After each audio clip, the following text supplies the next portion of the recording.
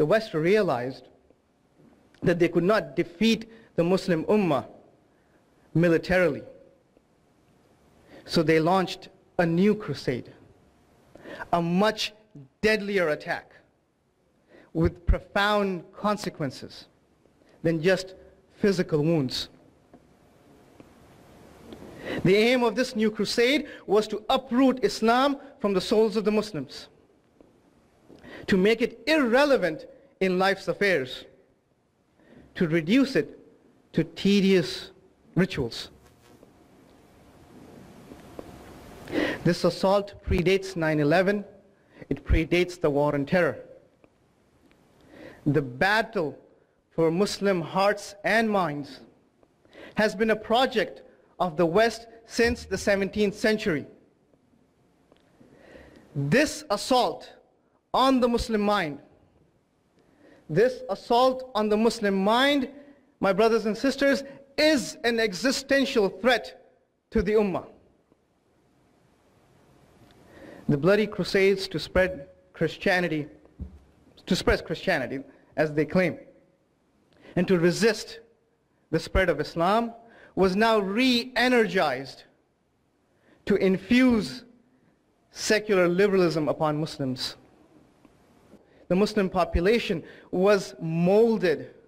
They were molded like Plato to have an inferiority complex and view the West and its secular ideas as being superior to Islam and modern. Muslim scholars and intellectuals influenced by the West, they played a key role in forming the secular narrative on Islam. This endeavor to assault the Muslim mind was not solely a European project, not solely a cause of the European powers.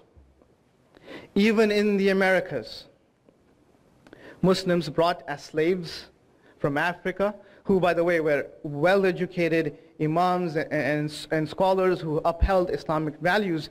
These slaves that were brought from Africa, they were either forcefully converted to Christianity or they were re-educated to adopt secular values.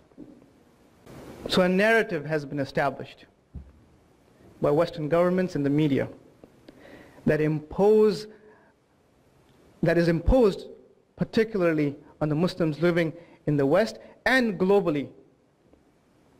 This narrative seeks to link any act of violence by a Muslim as being violent extremism coming from a violent political ideology of Islam. Then the Muslims are forced to condemn. They're forced to assimilate, to prove their patriotism, to adopt Western values. You got to like it and you got to love it as well. Not just you're okay with them. You got to love these values. You need to reform Islam and redefine it so that it is palatable to secular liberalism. The forced conversion of Muslims in colonial America has now become the coerced conversion by secular narratives on Islam. Islamic terminologies like jihad, amr bil ma'ruf, nahy anil munkar, sharia, etc., they're all being redefined to fit the secular order. Hijab, women's rights, gender roles, laws on inheritance are all under attack. Moreover, we're being coerced. We're being coerced into accepting liberal values, into accepting feminism, and undermining Islamic injunctions on homosexuality and marriage itself. In the post-9/11 era, the battle for Muslim hearts and minds seeks to produce a good Muslim. A good Muslim who believes in a secular Islam and American Islam.